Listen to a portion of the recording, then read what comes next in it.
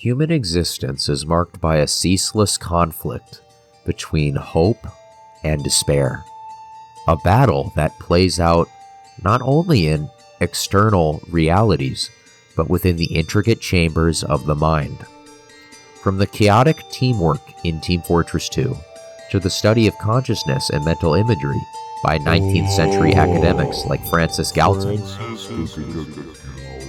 our capacity to perceive, understand, and believe in something beyond visible reality has shaped much of human experience. I'd like to explore some ideas for focusing on the nature of hope, mental imagery, and qualia.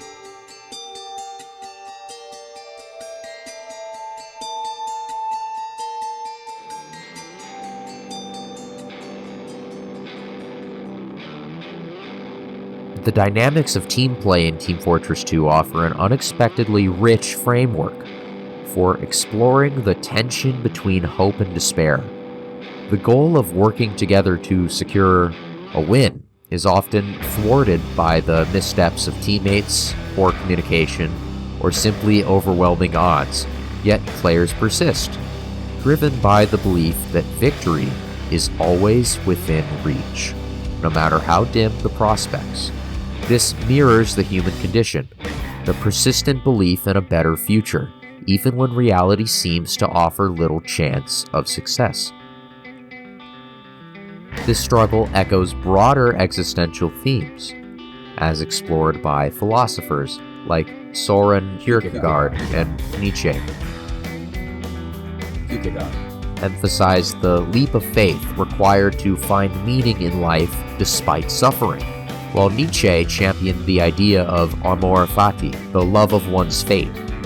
Even in the face of adversity, in Team Fortress 2, players hold on to hope, much like soldiers in battle, knowing that success is fleeting but achievable through perseverance, coordination, and trust in their team. I've experienced this firsthand in moments where I had to rely on teammates who, by appearances, didn't inspire much confidence. For instance, we all know about the stereotype of the gibbous teammate, easily dismissed by looking like a novice, but I remember this one late-night pub game on Koth King, and it was around 3 in the morning, and our medic with a gibbous seemed incredibly green, like fresh out install green. With just 13 hours logged, I even looked at his profile. My expectations were low. Yet by the end of the game, he topped the scoreboard. Not because he was just healing and getting points, but because something must have clicked for him. And you can see it when someone moves around and they enter this flow state, an avatar state, a moment of perfect synchronicity within the game. Sometimes, it's in those moments of unexpected brilliance that we find the essence of hope, just like in life.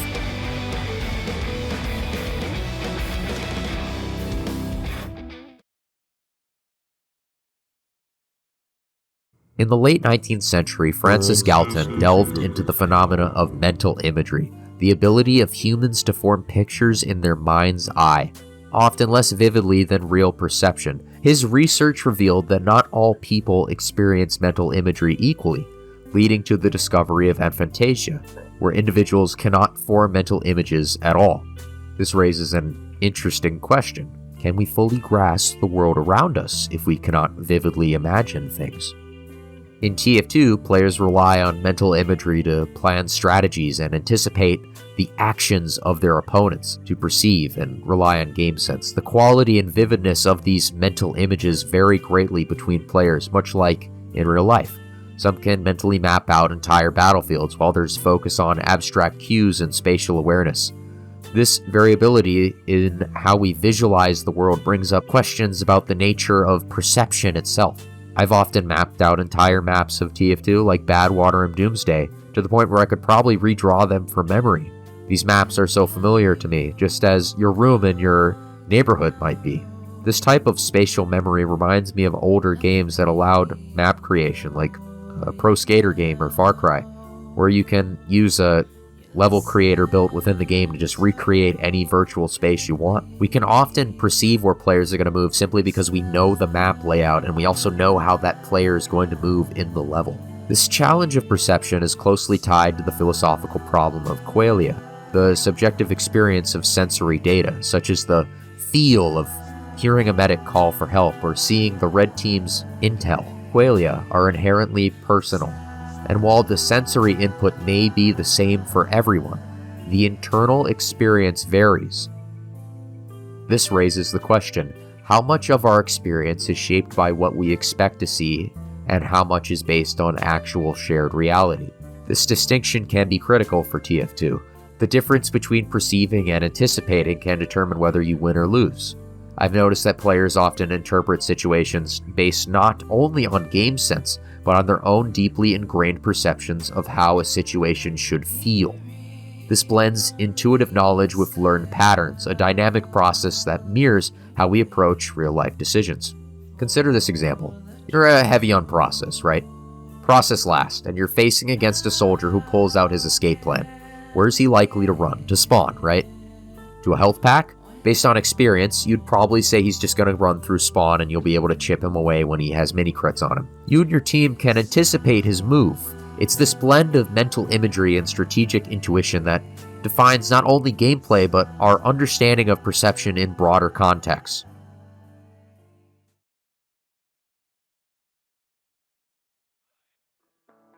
At the heart of this discussion is the deeper, more profound question of consciousness. What does it mean to truly experience something in a world filled with external stimuli? Whether it's the sensation of successfully landing a backstab as spy or the relief of surviving a heavy's onslaught with the help of a medic. These moments are more than just neural reactions. They are intensely personal. Why do we experience the world in such a uniquely subjective way or subjective ways? Thomas Nagel famously posed the question, what is it like to be a bat? His inquiry highlights the limitations of understanding another being's consciousness. In TF2, every player has a different experience of the same game, yet we assume that there's a shared reality. Similarly, how can we ever truly know what it is like for another person to feel victory or defeat, beyond their reactions? Some of my most memorable moments in TF2 were hard-fought matches where intensity was off the charts. Everyone has more than 100 points, those intense, deep matches that are only within the time limit of 12 to 20 minutes. I remember a particular brutal game on Koth Cascade. This was a competitive match, playing against what was essentially one of the best Highlander teams to come at the time. It was one of those nights where I was ingrained with my keyboard. I felt like I was in the zone, playing better than I ever had.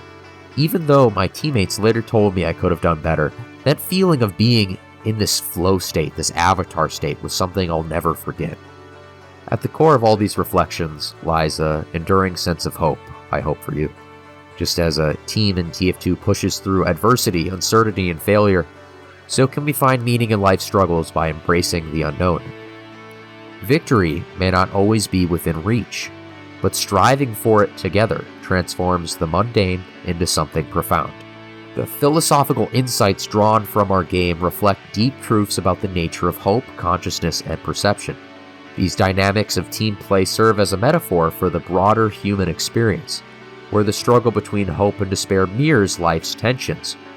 And by exploring these ideals like mental imagery, qualia, and the limits of consciousness, we come to realize that while our own experiences are deeply personal, they are also shared. Together, through collaboration and perseverance, we find meaning, purpose, and a path towards a more fulfilling life.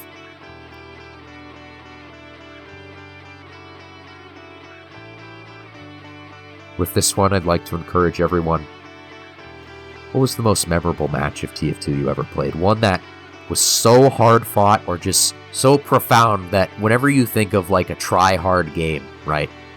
That's the match, that's the map that instantly comes to your head. I'd love to hear it. Take care, beware, and have a good night.